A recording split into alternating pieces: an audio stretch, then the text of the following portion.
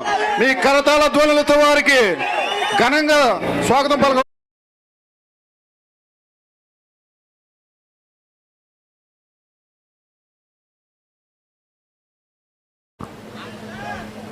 జై జనసేన, జై జనసేన, జై జనసేన, జై తెలుగుదేశం,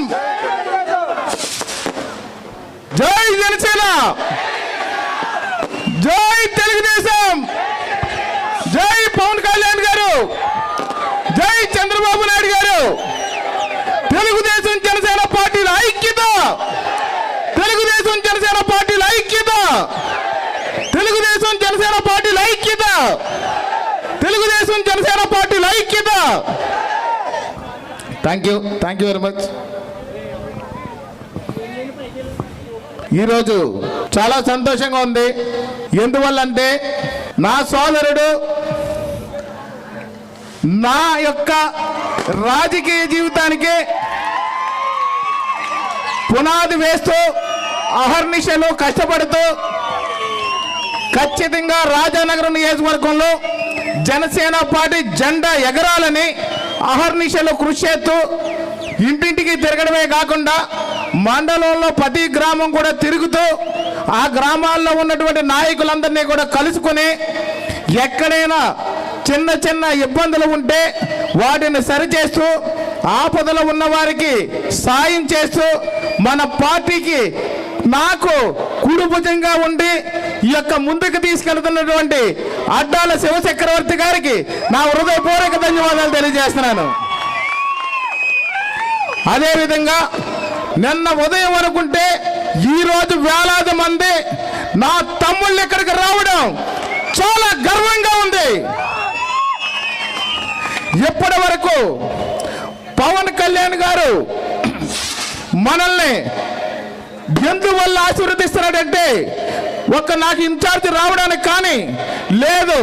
ఈరోజు రాజానగరం నియోజకవర్గంలో ఇక్కడ మనకి సీటు అనౌన్స్ చేసి రాజానగరం నియోజకవర్గంలో పొత్తులు ఒక్క జనసేన పార్టీ అని మొదటి సీటుగా అనౌన్స్ చేయడం కూడా దీనికి పూర్తిగా ఇది జరగడానికి ముఖ్య కారణం నా యొక్క తమ్ముళ్ళు, అన్నదమ్ముళ్ళు, అక్క చెల్లెళ్ళు, వీర మహిళలు, జనసేన నాయకులు, కార్యకర్తలు అని నేను గర్వంగా చెప్పుకునే మీరు అని చెప్పి తెలియజేస్తున్నాను మీ అందరికీ.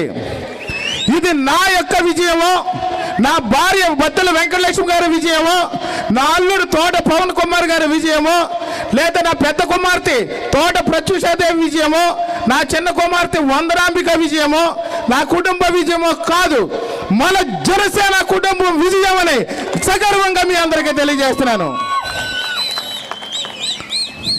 ఒక్కడే చెబుతున్నా మీ అందరికీ, మనం బైబిల్లో చెప్పిన వాక్యంలా, పవన్ కళ్యాణ్ గారు మనకు చెప్పిన వాక్యంలా, తనని తాను తగ్గించుకున్నవాడు దేవుడు చేతిలో హెచ్చించబడతాడు, ప్రజల చేతిలో హెచ్చించబడతాడని చెప్పినట్టుగా మనల్ని మనం తగ్గించుకొని టీడీపీ వాళ్ళని పైన పెడుతూ వారి సలహాలు తీసుకుని వారి యొక్క అభిమతం మేరకు ఎలక్షన్ ఎలా చేస్తే బాగుంటుంది అనే ప్రతి విషయంలో కూడా వారి సలహాలు సంప్రదింపులు తీసుకొని మనం ముందుకు వెళితే విజయం రాష్ట్రంలో ఎక్కడా లేని మెజారిటీ మనం తీసుకురావచ్చు. ప్రతి ఒక్కరు దీనికి సహకరించాలని మిమ్మల్ని మనసు పూర్తిగా హృదయపూర్వకంగా కోరుకుంటున్నాను. మిమ్మల్ని అందరినీ దయచేసి ఒక్కటే చెప్తున్నాము, శరీరంలో మరుగుతున్న రక్తంతో మీరున్నారు. ఒక పక్క అనుభవజ్ఞులైన టీడీపీ నాయకత్వం ఒక పక్క ఉంది. రెండు కలిస్తేనే మంచి మెజారిటీ వస్తుంది. చాలా సెన్సిటివ్ వ్యవహారం. ఎవరైనా సోషల్ మీడియాలో దయచేసి తెలుగుదేశం పార్టీ మీద ఎలాంటి పోస్టులు పెట్టొద్దని మిమ్మల్ని అందరినీ కోరుతున్నాను.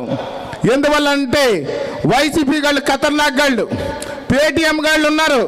పేటీఎంలో వాళ్ళు ఇష్టం వచ్చినట్టు పోస్టులు పెట్టి మనకి మసుకేసి మనల్ని ఇబ్బంది పెట్టి మన చేత తప్పుడు పనులు చేయించడానికి సిద్ధంగా ఉన్నారు.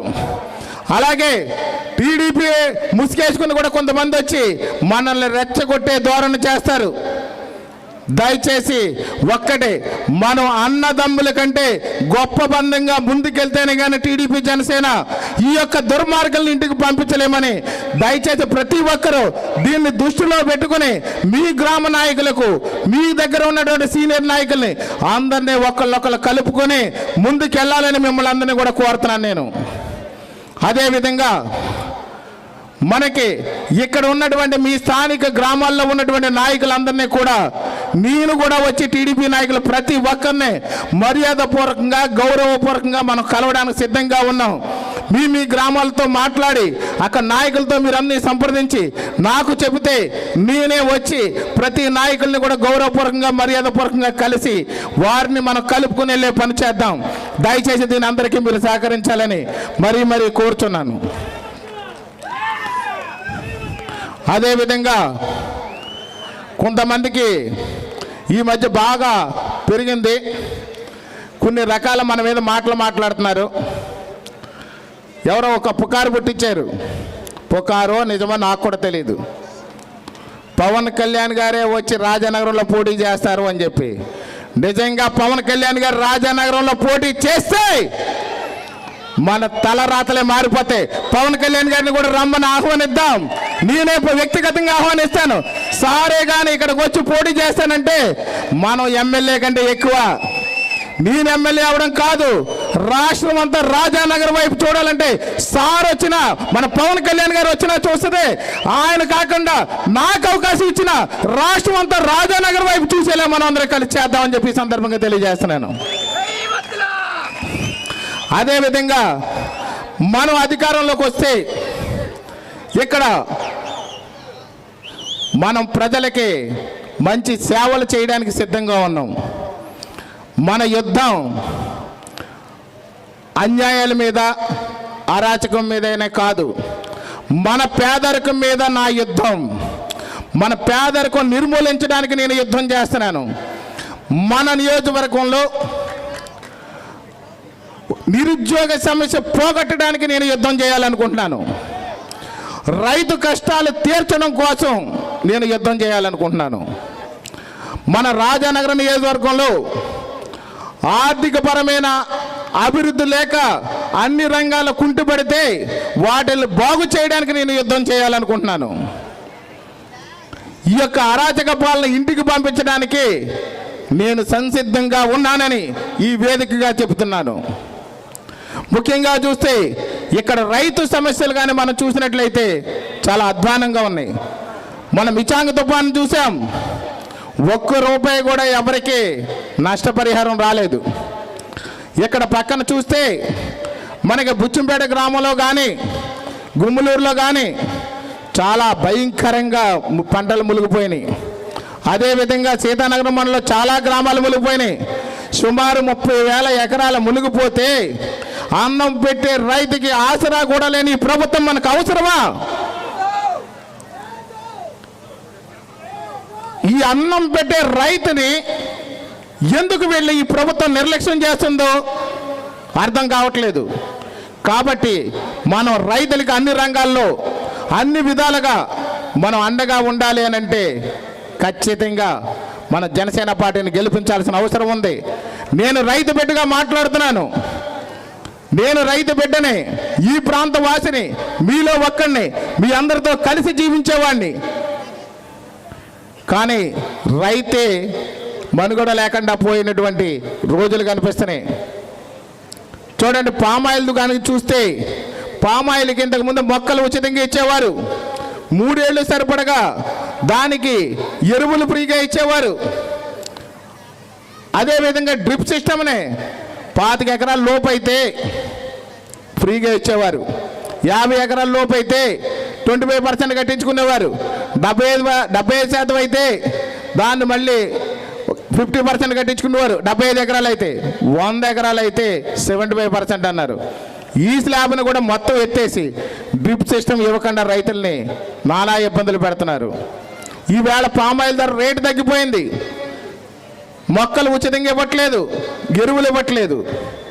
కానీ రైతు మాత్రం అన్ని విధాలుగా నడ్డు విరిచి పక్కన కూర్చున్నాడు. ఇప్పుడు మళ్ళీ బోర్లకి డిజిటల్ మీటర్లను బిగించి రైతుల్ని కూడా అదో విధంగా నష్టపడడానికి ఈ ప్రభుత్వం సిద్ధమవుతుంది.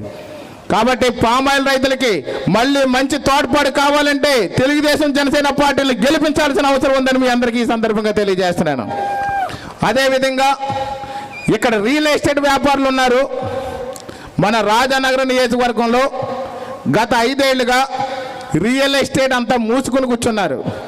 ఎందుకంటే వాళ్ళకి అప్రూవల్స్ కావాలి అని అంటే ఖచ్చితంగా ఈ నాయకులకి 20% చెల్లించాలని చాలా పుకార్లు ఉన్నాయి. దానివల్ల కుంటుపడిపోయింది. లేదంటే విద్యుత్ లైన్లు రావు, డ్రైనేజీ సిస్టమ్ కట్టుకోనివ్వరు, అప్రూవల్ రానివ్వరు, రియల్ ఎస్టేట్ ముందుకెళ్ళినవరు.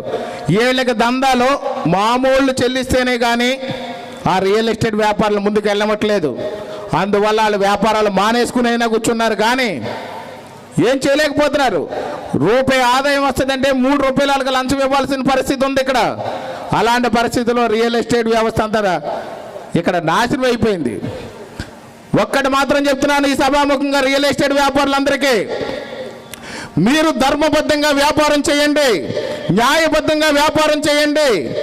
దానికి రేపు రాబోయే రోజుల్లో టీడీపీ జనసేన ప్రభుత్వం ఏర్పడగానే పూర్తి స్థాయిలో మీ దగ్గర 1 రూపాయి కూడా కమిషన్ అడగకుండా మీకు కావాల్సిన అప్రూవల్లన్నీ, మీకు కావాల్సిన అన్ని రకాల సపోర్ట్లు, విద్యుత్ లైన్లు కానీ ఏ రకంగా కూడా అవినీతి లేకుండా, అక్రమం లేకుండా, మిమ్మల్ని బ్లాక్మెయిల్ చేయకుండా రియల్ ఎస్టేట్ వ్యవస్థని రాజానగరంలో మెరుగుపడే బాధ్యత జనసేన టీడీపీ పార్టీల తరఫున నేను తీసుకుంటానని మీకు హామీ ఇస్తున్నాను. ఈరోజు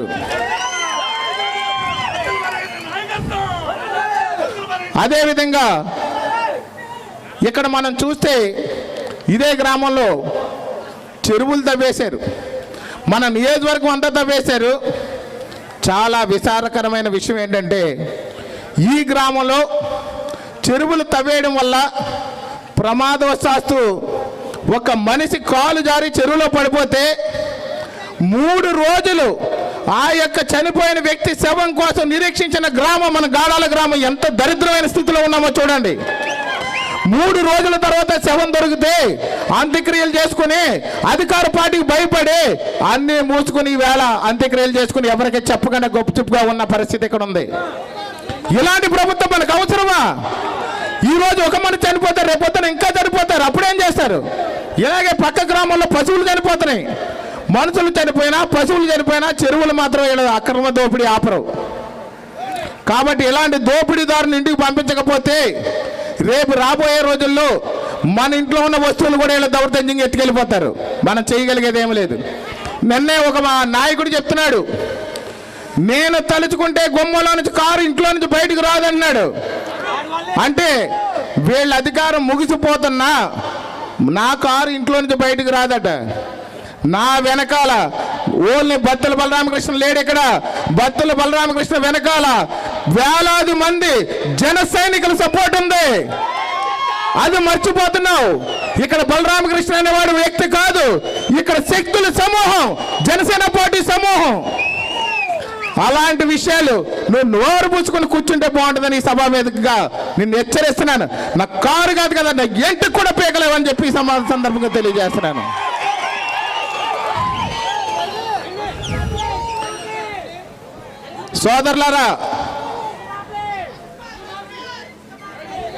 సోదరులారా, ఇంకో విషయం కానీ చూసుకుంటే మీరందరూ కూడా ఇదే గ్రామంలోనే కాదు, ఈ చుట్టుపక్కల పరిసర ప్రాంతాల్లో క్రికెట్ బెట్టింగ్ల వల్ల యువకులు ఈ రకంగానే క్రికెట్ బెట్టింగ్ల వల్ల భూములన్నీ కోల్పోయి తల్లిదండ్రులు ఏం చేయాలో అర్థం కాక అన్ని విధాలుగా నష్టపోయినటువంటి పరిస్థితులు మనం చూసాం. ఈ క్రికెట్ బెట్టింగ్ల అడ్డా మనం బయటికి పంపించాల్సిన అవసరం ఉంది. రాజానగరంలో జనసేన టీడీపీ ప్రభుత్వం వస్తే క్రికెట్ ఆడటం అనేది ఒక ఫ్యాషన్, క్రికెట్ ఆడటం అనేది ఒక ఆరోగ్యకరమైన విషయం, క్రికెట్ ఆడటం అనేది ఒక సంతోషకరమైన విషయం. కానీ బెట్టింగ్ అనేది ఆస్తికి హానికరం, కుటుంబానికి హానికరం, భార్య బిడ్డలకు హానికరం, తల్లిదండ్రులకు హానికరం, మన భవిష్యత్తుకు హానికరం. కాబట్టి క్రికెట్ బెట్టింగ్లు రాకుండా, క్రికెట్ బెట్టింగ్లు జరగకుండా రాజానగరం నియోజకవర్గాన్ని నేను పట్టుకుంటానని చెప్పేసి మీ అందరికీ సభాముఖంగా తెలియజేస్తున్నాను. కొంతమంది సోదరులు ఎవరైనా బాధపడచ్చేమో, బాధపడినా కానీ క్రికెట్ బెట్టింగ్ వ్యవస్థని రాజానగరం నుంచి పూర్తిగా కూడా బయటకు పంపించేసే కార్యక్రమం నేను చేస్తానని మీకు తెలియజేస్తున్నాను. అదేవిధంగా చూస్తే ఇసుక దోపిడీ, మట్టి దోపిడీ, కొండల దోపిడీ, చెరువుల దోపిడీ కూడా పూర్తి స్థాయిలో ఈ రాజానగరం నియోజకవర్గాన్ని అరికట్టాలి అని అంటే ఖచ్చితంగా జనసేన టీడీపీ పార్టీ రావాల్సిన అవసరం ఉంది.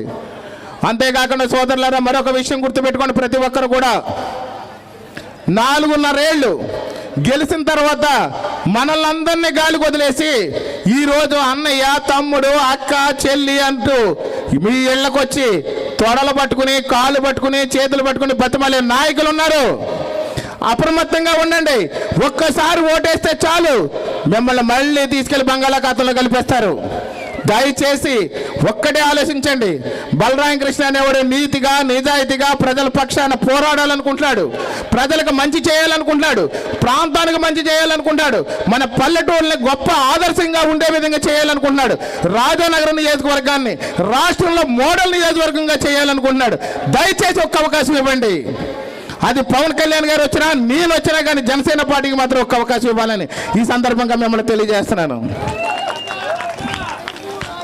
నేను రాజకీయాల్లోకి వచ్చిన తర్వాత ఇక్కడ ఉన్న జన సైనికులందరూ కూడా నాతో సమానమైన హోదాలో నడుస్తున్నారు, పేరుకి ఇన్ఛార్జ్. కానీ ఇక్కడ ఉన్న నాయకులందరూ ప్రతి ఒక్కడు నా మీద భుజమే చేయేస్తారు, వాళ్ళ మీద భుజమే చేయేస్తాం, కలిసి భోజనం చేస్తాం, కలిసి తిరుగుతాం, కలిసి కూర్చుంటాం, సరదాగా మాట్లాడుకుంటాం. కానీ అధికార పార్టీ నాయకులు చూడండి, ఇక్కడ ఒక్క వ్యక్తి కూడా రాజానగరం నియోజకవర్గంలో వాళ్ళ స్థాయికి వెళ్ళలేదు. ఆ వ్యక్తిని కానీ ఇప్పుడు పక్కకు తప్పిస్తే ఎవడో ఎమ్మెల్యే టికెట్ ఎవడో పనికొస్తాడని చెప్పి జగన్మోహన్ రెడ్డి కానీ చెక్ చేస్తే ఎవడ చూసినా ఓటర్గా కనపడతాడు తప్ప నాయకుడిగా కనపడ్డంటే ఎంతవరకు నాయకులను తొక్కేస్తున్నాడో అధికార పార్టీ ఎమ్మెల్యే అనేది మీరు అర్థం చేసుకోవాల్సిన పరిస్థితి మీకు ఉందని మీ అందరికీ తెలియజేస్తున్నాను. అదేవిధంగా కొంతమందిని మబ్బు పెట్టి మాయ చేసి డబ్బులు ఇస్తాము, మీ సమస్య తీరుస్తామని చెప్పి మిమ్మల్ని అందరినీ ఒక మైకులో తీసుకెళ్తారు. పోయినసారి ఎలక్షన్లో కొంతమంది మిత్రులు జాయిన్ అయ్యారు. ఒక ఆయన ఎమ్మెల్యే, ఎంపీ కూడా చేశారు. ఆయన మంచి నాయకుడైన పేరు ఉంది వారికి. అలాంటి నాయకుడు జాయిన్ అయిన తర్వాత, కండు వేసుకున్న తర్వాత, వాళ్ళ పార్టీలో గెలిచిన తర్వాత ఎక్కడైనా కనిపించాడా అని ప్రశ్నిస్తున్నాను నేను. ఒక్కసారి ఆలోచించండి. ఇంకో నాయకుడు జాయిన్ అయ్యాడు, పార్టీలో గెలిచిన తర్వాత ఆయన ఒక బీసీ సోదరుడు, మంచి నాయకుడు. అలాంటి వాడు కూడా ఏమైపోయాడు అని చెప్పి అడుగుతున్నాను నేను. ఎవరు జాయిన్ అయినా ఆ రోజు బతిమాలుకొని మేము పాడైపోయామంటూ మీ ముందుకు వచ్చారు. గెలిచిన తర్వాత వాళ్ళందరూ కూడా మనల్ని తీసుకెళ్లి బంగాళాఖాతంలో వేసారు. నేను అందులో ఒక బాధితుడినే. ఒక్కడు బాగా ఆలోచించండి మీరు. వాళ్ళు పనికొచ్చే వ్యాపారాలన్నీ కూడా బినామీని పెట్టుకుని సొంత బామ్మర్దునో బినామీలను లేదా పక్కన నియోజకవర్గంలో తీసుకొచ్చి వాళ్ళందరితో వ్యాపారాలు చేస్తారు. బిల్లులు రాని వాళ్ళందరినీ కూడా లోకల్ నాయకులు కాంట్రాక్ట్లు ఇస్తారు. బిల్లులు రాని పనులన్నీ చూడండి. ఇది డ్రైనేజీ బిల్లా రాదు కదా, సరే లోకల్ నాయకుడు చేసుకో. రోడ్డా చేసుకో. 14th ఫైనాన్స్ క్యాష్ రెడీగా ఉంది, మావాడు చేసుకుంటాడు. సచివాలయం బిల్లా రాదు, నువ్వు చేసుకో. లేదా హెల్త్ క్లినిక్ నువ్వు చేసుకో. ఎందుకంటే బిల్లులు రావు.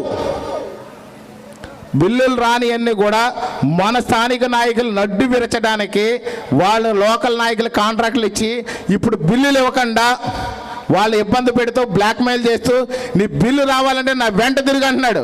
నేను ఒక్కటే చెప్తున్నాను, మీకు ఏదైతే ప్రభుత్వం నుంచి రావాల్సిన బిల్లులు ఉన్నాయో మనకి ప్రభుత్వం 3 నెలల్లో మారిపోతుంది. మీ బిల్లులు చెల్లించే బాధ్యత నేను తీసుకుంటాను. ధైర్యంగా మీరు జనసేన పార్టీకి ఓటేయండి. పెండింగ్ బిల్లుల గురించి భయపడకండి. పథకాలు తీసేస్తారని తప్పుడు ప్రచారం చేస్తున్నారు. ఇప్పుడున్న పథకంలో నేను హామీ ఇస్తున్నాను, పైన పవన్ కళ్యాణ్ గారు, చంద్రబాబు నాయుడు గారు హామీ ఇస్తున్నారు.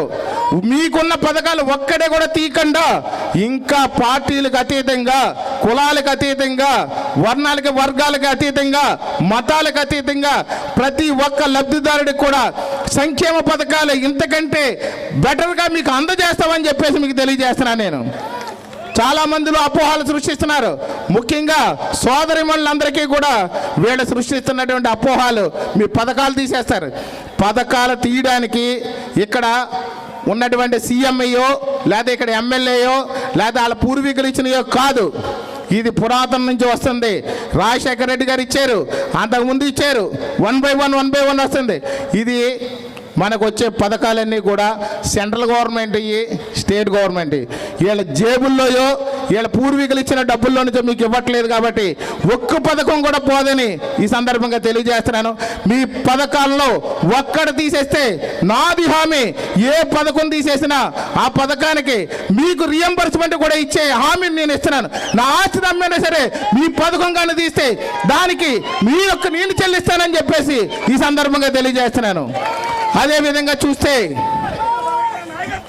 ఇక్కడ ఉన్నటువంటి దాడులు చూస్తున్నాం మనం. బీసీ నాయకులు, నేను భాష వాడకూడదు, రారా డాష్ పెట్టి చంపేస్తాను రా అని చెప్పి బీసీ నాయకుడిని తిడతారు ఒక ఆయన. ఇంకొకటి ఎస్సీలను తిడతారు. అలాగే ఇంకో బీసీ నాయకుడిని చంపేయడానికి హత్యా ప్రయత్నం చేశారు రాజానగరంలో. అంటే వీళ్ళు నన్ను బెదిరిస్తున్నారు, ఇక్కడ బీసీ నాయకులు బెదిరిస్తున్నారు. ఉద్యోగస్తులు కూడా, గవర్నమెంట్ ఉద్యోగస్తులు కూడా వాళ్ళు చెప్పిన పని చేయకపోతే వాళ్ళు గోప పగల కొడతారు.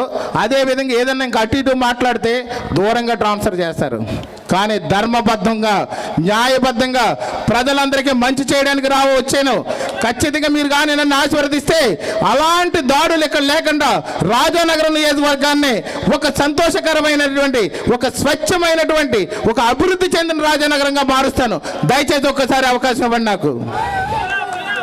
అదేవిధంగా పేదలందరికీ ఇల్లు అని చెప్పి డప్పు కొడుతున్నారు. ఎంతమందికి ఇచ్చారు? 100కి 15% కూడా ఇంకా ఇవ్వలేదు. ఆ ఇల్లు కూడా ఇచ్చే కార్యక్రమం మన ప్రభుత్వం రాగానే చేయాల్సి ఉంటుంది. మనం చూసినట్లయితే బ్లడ్ బ్యాంక్ ఒకటి పెట్టారు. బ్లడ్ బ్యాంకు ఒకటి పెట్టి సేవ చేస్తామన్నారు. కానీ బ్లడ్ బ్యాంక్ సేవ అంటే నాకు అర్థమైంది. రీసెంట్గా ఒకరికి బ్లడ్ అవసరమైతే ఈ మధ్య హాస్పిటల్ వాళ్ళని కూడా బ్లాక్మెయిల్ చేసి వాళ్ళ బ్లడ్ బ్యాంకులో తీసుకొస్తేనే మేము ఎక్కిస్తామని చెప్పి కొంతమంది డాక్టర్లు మాట్లాడుతున్నారు. రీసెంట్గా కేసు హాస్పిటల్లోనే జరిగింది ఇది. మా వాళ్ళందరూ వెళ్ళి గొడవ చేస్తే ఎక్కడిదైనా పర్వాలేదని చెప్పారు. అంటే ఏంటి, బ్లడ్ బ్యాంక్ కూడా వాళ్ళ దగ్గరే కొనాలి. మీ అందరి దగ్గర ఉత్తునే రక్తం తాగేస్తారు, వాళ్ళు మాత్రం రక్తాన్ని అమ్ముకుంటారు. అది వాళ్ళ నైజం. కాబట్టి దయచేసి మిత్రులారా, ఒక్కటి మాత్రం బాగా ఆలోచించండి. మనకు అన్యాయం, అక్రమం, దౌర్జన్యం చేసేవాడు వద్దు. చివరిగా ఇంకొక మాట చెప్తాను మీకు. వాళ్ళకి జీవనోపాధి రాజకీయం, నాకు జీవనోపాధి ప్రజాసేవ. మీ అందరి సౌభాగ్యం కోసం, మీ అందరి అభివృద్ధి కోసం, ఈ ప్రాంత అభివృద్ధి కోసం, ఈ ప్రాంతం మీద ఉన్నటువంటి మక్కువతో నాకున్నటువంటి ఇబ్బందులన్నీ దృష్టిలో పెట్టుకుని, నేను చిన్ననాటి నుంచి అనిపించిన కష్టాలన్నీ దృష్టిలో పెట్టుకుని, రైతు కష్టాలను దృష్టిలో పెట్టుకుని రాజకీయాల్లోకి వచ్చాను. వాళ్ళకి మాత్రం వాళ్ళ బతుకు తెరువుగా మార్చుకున్నారు. వాళ్ళకి పూర్వీకులు వాళ్ళకి అప్పగించింది ఏంటంటే, ఒక నియోజకవర్గంలో రాజకీయం చేసి నీకు కావాల్సినవన్నీ దాచేసుకో. కానీ నేను అది కాదు. నేను నా బతుకు తెరువు చూసుకున్న తర్వాత నేను ప్రజాసేవ చేయడానికి వచ్చాను. ఒక్క అవకాశం ఇవ్వండి. ఈవేళ చూస్తే చంద్రబాబు నాయుడు గారిని 2-3 సార్లు స్థానిక ఎమ్మెల్యే పచ్చిగా తిట్టారు. అంతటి మాటలు నేను మాట్లాడడానికి నా సంస్కారం అంగీకరించట్లేదు. కానీ ఈరోజు మళ్ళీ కమ్మవారి దగ్గరికి వెళ్ళి నాకు సహాయం చేయండి అంటున్నారు. అనకూడని చిన్న పిల్లోని తల్లి తిట్టే మాటలు కూడా కాదయ్యి.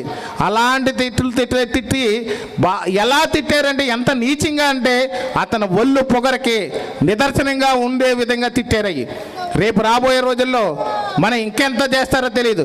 ఒక రాష్ట్ర ముఖ్యమంత్రి 14 ఏళ్ళు చేసి 42 ఏళ్ళు రాజకీయ జీవితం చేసి ఒక సీఎంకు అల్లుడైనటువంటి వాడిని, అతన్నే లోకేష్ బాబునే ఇష్టం వచ్చినట్టు తిట్టిన జక్కంపూడి రాజా గారు ఈ వేళ మళ్ళీ కమ్మళ్ళు ఓట్ల కోసం గేలం వేస్తున్నాడట. మీకు రాలేదు కదా నాకు వచ్చి సాయం చేయమని. ఏ విధంగా చేస్తారయ్యా నీకు సపోర్ట్? ఈ కమ్మవారు ఆర్థికంగా అభివృద్ధి చేసేవానా, లేకపోతే ఎవరికైనా ఏదైనా సాయం చేసేవానా? ఏం చేసావు ఈ నియోజకవర్గానికి? నేను చేశాను. కరోనా కాలంలో 63 రోజుల పాటు నా సొంత భార్య, నా బిడ్డలు, నా కుటుంబ సభ్యులు కలిసి అందరూ వండి పెడితే రోజుకి 5,000 మందికి నియోజకవర్గాన్ని భోజనం పెట్టినటువంటి వ్యక్తి నేను. నీ సొంత డబ్బులతో ఏదైనా ఎవరికైనా భోజనం పెట్టావా?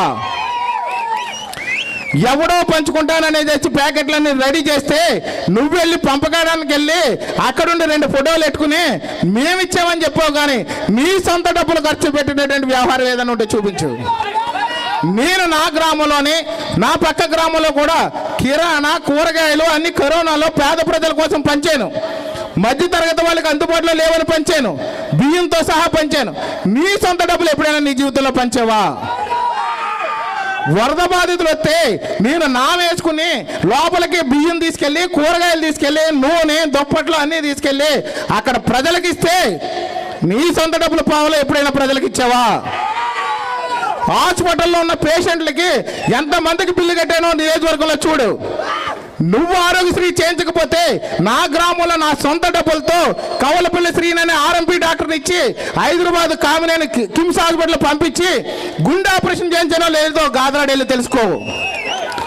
లేదు ఈ పక్కన వచ్చేసి మధురపూడి గ్రామంలో ఒక దళిత చిన్న బాబుకి ఆపరేషన్ చేయించకపోతే నేను తీసుకెళ్ళి విజయవాడ తీసుకెళ్ళి గుండె ఆపరేషన్ చేయించానో లేదో తెలుసుకో.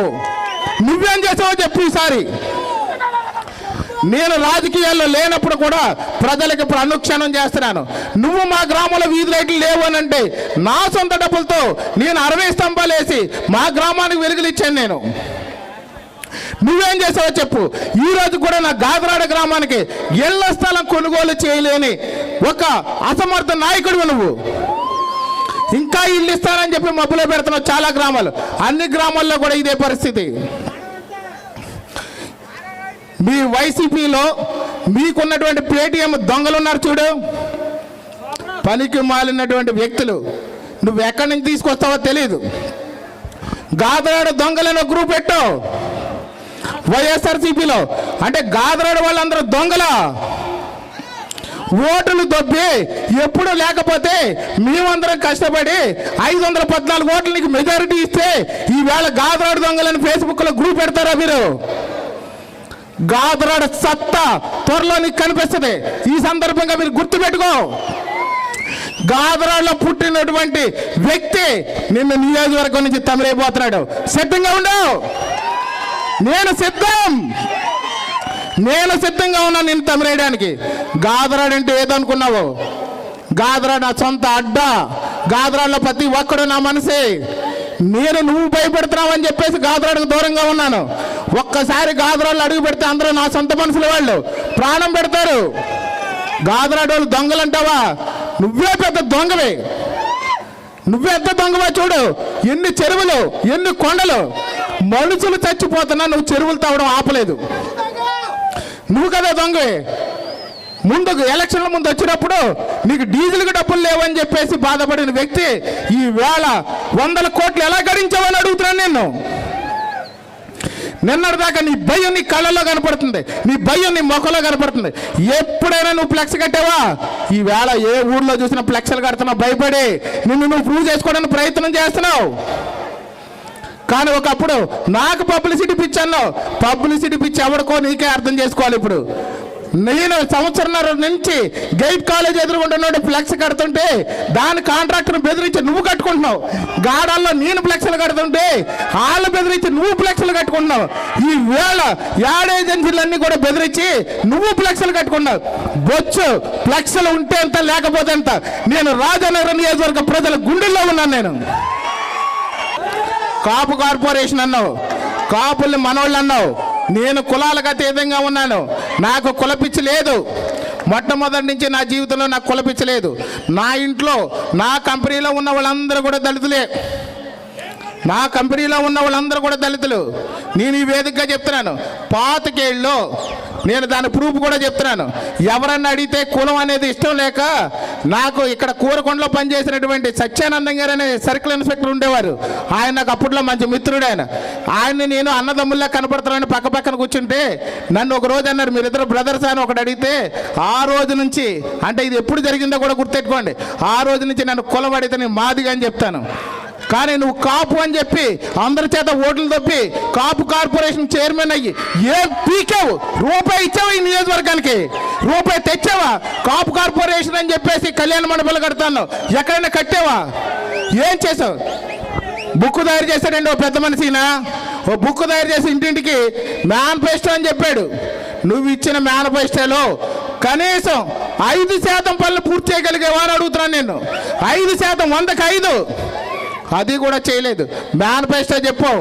ఎలక్షన్ ముందు ఏం ట్రిక్ వాడావో మాకు బాగా గుర్తుంది. ఎవడేమో అడిగినా చేసేస్తానని చెప్పావు. అది మంచవనే చెడవనే ఏదైనా చేసేస్తానని చెప్పావు. నీకు నీతి లేదు, నియమం లేదు, చేసుకుంటూ వెళ్ళిపోతానన్నావు. కానీ ఏమీ చేయలేదు. కోరుకొండ భూముల గురించి చెప్పావు. నేను ఇమీడియట్గా రిజిస్ట్రేషన్ చేయించేస్తాను, ఈ యొక్క ప్రభుత్వం సరిగా పనిచేయలేదని తెలుగుదేశం పార్టీ మీద విమర్శించారు. ఈరోజు వరకు రిజిస్ట్రేషన్లు అవుతున్నాయా? ఆ ఊర్లో పిల్లలకు పెళ్ళిళ్ళు అవ్వక, కట్నాలు లేక, కట్నం భూమి ఇస్తే ఆ భూమిలో ఏ విధమైన ఉపయోగం లేదు, ఇది రిజిస్ట్రేషన్లు అవ్వని ఈరోజు పెళ్ళిళ్ళు అవ్వకుండా ఎదురు చూస్తున్నారు ఆడబిడ్డలు. మగబిడ్డలకు పక్క గ్రామంలో పిల్లల్ని ఇమ్మంటే మీ భూములు రిజిస్ట్రేషన్ అవ్వు, మీ స్థలాలు రిజిస్ట్రేషన్ అవ్వు, కాబట్టి మీకు పిల్లల్ని ఇచ్చి మా బతుకులు ఏం పాడు చేసుకుంటామని చెప్పి పిల్లల్ని కూడా ఇవ్వట్లేదు. నీకు 5 ఏళ్ళు పూర్తయింది కానీ నువ్వు అభివృద్ధి చెందావు, కానీ అక్కడ మాత్రం ఆ కార్యక్రమం చేయలేదు. ఈ నియోజకవర్గంలో పేదలందరికీ ఇళ్ళు అనే స్కీమ్లో అన్ని విధాలుగా దోచుకుని నువ్వు సంపాదించుకున్నావు, కానీ పేదలకు మాత్రం ఇల్లు ఇవ్వలేదు. కానీ ఒక్కటి మాత్రం నిజం, నేను అనుకున్నాను పేదలంటే ఇక్కడ ఉన్నటువంటి 2,13,914 మంది ఓటర్లో 95% పేదలు ఉన్నారనుకున్నాను. కాదు, ఒకే ఒక్కడు పేదవాడండి. అతనికి మాత్రం మంచి ఇల్లు వచ్చిందండి. ఇక్కడ కోరుకొండలో కట్టాడు. ఈ మధ్య పెద్ద ఇల్లు కట్టుకున్నాడు. ప్యాలెస్లు కట్టుకుంటారు. అక్కడ ఆయన ప్యాలెస్లో ఉంటాడు, రేపు నుంచి ఇక్కడ ఈయన ప్యాలెస్లో ఉంటాడు అనుకుంటాను. పేదలు మాత్రం వెళ్ళి చెరువు గొట్ల మీద పాకలేసుకుని ఉండాలి. ఇంకా లేదంటే గోదాట్లో ఈతలు కొట్టుకుంటే పాకలు వేసుకోవాలి వీళ్ళు ఇచ్చే స్థలాల్లో చూస్తే. పేదలందరికీ ఇల్లు అంటే పేదలకు ఇవ్వండి సార్. మీరు వీళ్ళకి కాదు, మీరు ఇల్లు కట్టుకోవడం కాదు, పేదలందరికీ ఇవ్వండి. మీరు ఇల్లు కట్టుకుని చూపించడం కాదు. ఆ ఇంటి వల్ల ఎవరికి ఉపయోగం లేదు. పేదలందరికీ ఇల్లు అంటే ఇవ్వండి. పేదలందరికీ ఇల్లు చాలా గ్రామాలు ఎదురు చూస్తున్నాయి. 100కు 15% కూడా ఇవ్వలేదు. ఇంకోటి ఏదో చెప్పాను విచిత్రంగానే, ప్రతి చోట ఏదో 100 కోట్లు ఏదో మీరు గ్రాంట్లు తీసుకొచ్చినట్టు చెప్తారు. ఏం గ్రాంట్లు అండి మీకు? మంచినీళ్ళ కోసం ఇక్కడ బత్తుల వెంకటలక్ష్మి గారు ఆ ఫిలిం నగర్లో ఉన్న ఆడవాళ్ళందరినీ తీసుకుని వచ్చి రోడ్డు మీద కూర్చుని ధర్నా చేస్తే, నేను కూడా ఆ సమయానికి వెళ్ళి మేమందరం కూడా జనసేన నాయకులు వెళితే మా మీద 33 మంది మీద కేసు పెట్టి కోరుకొండ పోలీస్ స్టేషన్లో మీరు మంచినీళ్ళు మాత్రం డొల్లు జీవోడు తీసుకొచ్చారు. మంచినీళ్ళు 215 కోట్లు ఎక్కడా? ఆ జీవో ఎక్కడా? జీవో మాత్రం చూపిస్తున్నారు. జీవో తప్ప అభివృద్ధి ఉండదు. ఇంకా ముందుకెళ్తే ఎక్కడ చూసిన శంకుస్థాపనలు. బాబు 4.5 ఏళ్ళు సరిపోలేదా? ఈవేళ కొత్తగా శంకుస్థాపనలు చేస్తున్నారు. ఇప్పుడు శంకుస్థాపనలు చేసి ఓపెనింగ్లు ఎప్పుడు ఉంటాయి? మీరు గతంలో చేసిన శంకుస్థాపనలు ఓపెనింగ్ అయ్యి అలాగంటే రేపొద్దున మళ్ళీ అడావిడిగా ఆఫీసర్లను పిలిచి పూర్తి అవనాట్లకి అన్నిటికీ ఓపెనింగ్ అంటావు. పూర్తి చేసి ఓపెనింగ్ చేయాలండి. ఎక్కడ చేశారు మీరు? ఫైర్ స్టేషన్ అన్నారు. ఇప్పుడు ఇంకా ఇల్లు కాలిపోతే ఫైర్ ఇంజిన్ లేదు. ఇక్కడ బూరుగుపూడిలో PHC తీసుకొస్తామన్నారు. పబ్లిక్ హెల్త్ సెంటర్ 30 పడకలు అన్నారు. 30 పడకలు మాట దేవుడేరును. కుక్క కరుస్తానో కోతి కరుస్తానో ఇంజక్షన్ లేక జనాలు ఇబ్బంది పడుతూ కాకినాడ వెళ్ళిపోవాల్సి వస్తుంది. ముందు PHCలో కుక్కలు ర్యాబిడ్ ఇంజక్షన్స్ పెట్టండి. మీరు ఏం జరిగినా సరే గవర్నమెంట్ హాస్పిటల్లో కనీసం వైద్య సదుపాయం లేక వాళ్ళు నిబ్బరంగా మీరు చెప్తుంటారు కదా నేరుగాని, ఆ నేరుగా గవర్నమెంట్ హాస్పిటల్కి మళ్ళీ రాజమండ్రి కాకినాడ వెళ్ళాల్సి వస్తుంది. కానీ ఇక్కడ సదుపాయాలు మాత్రం మీరు తయారు చేయరు. మీకు అవసరం లేదు. ఎందుకంటే మీరు తయారు చేసేది మీకు కమిషన్ ఉండే, మీకు అందులో డబ్బులు వచ్చాయి అయితే మాత్రం అభివృద్ధి చూపిస్తారు. కానీ దీంట్లో మాత్రం చూపించరు. ఎందుకంటే గవర్నమెంట్ హాస్పిటల్లో ఒక 4 స్టాఫ్ను పెంచితే మీకేం డబ్బులు రావు కదా. లేదు, గవర్నమెంట్ హాస్పిటల్లో సదుపాయాలు పెడితే మీకు రావు కదా. గవర్నమెంట్ హాస్పిటల్లో అంబులెన్స్ లేకుండా రాజానగరం నియోజకవర్గం నడుస్తుంది. పక్క గోకవరం నుంచి రావాలంటే అంబులెన్స్ సదుపాయం లేదు. ఒక్కటి చెప్తున్నాను, రాజానగరంలో మన ప్రభుత్వం వచ్చిన తర్వాత ప్రతి మండలంలో 2 అంబులెన్స్లు ఖచ్చితంగా ఉంటాయి మీకు అందుబాటులో అని చెప్పి ఈ సందర్భంగా తెలియజేస్తున్నాను. అదేవిధంగా ఒక్కడు మాత్రం నేను ప్రత్యేకించి మీ అందరికీ ఒక విషయం చెప్పాలనుకుంటున్నాను. గతంలో నేను చూశాను, విద్య అనే దానికి చాలా దూరంలో ఉన్నాం మనం. సరైన ఉచిత విద్య లేదు. మీ బిడ్డలందరినీ కూడా ఒక మంచి చదువు చదవాలనంటే ఎల్కేజీ నుంచి పీజీ వరకు కూడా సక్రమైన విద్య అందాలంటే ఒక జనసేన టీడీపీ పార్టీలకి ఓటేయమని చెప్పేసి కోరుతున్నాను.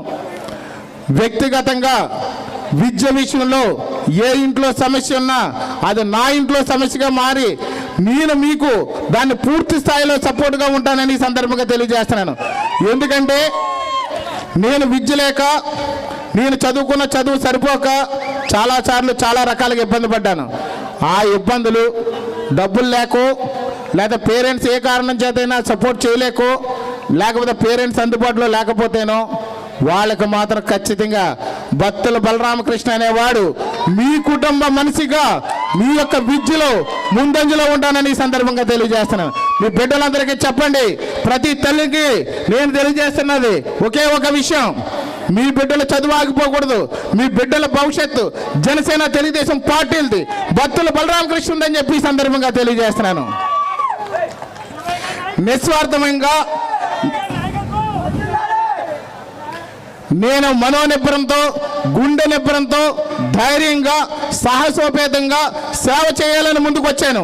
మీకు మంచి మనసు పెట్టుకుని ఒక్కసారి మంచి మనసుతో ఒక్కసారి ఆశీర్వదించి అసెంబ్లీకి పంపిస్తే మన స్థానిక సమస్యలన్నీ కూడా నేను నిర్మూలిస్తానని చెప్పి ఈ సందర్భంగా మీకు మాటిస్తున్నాను. నేను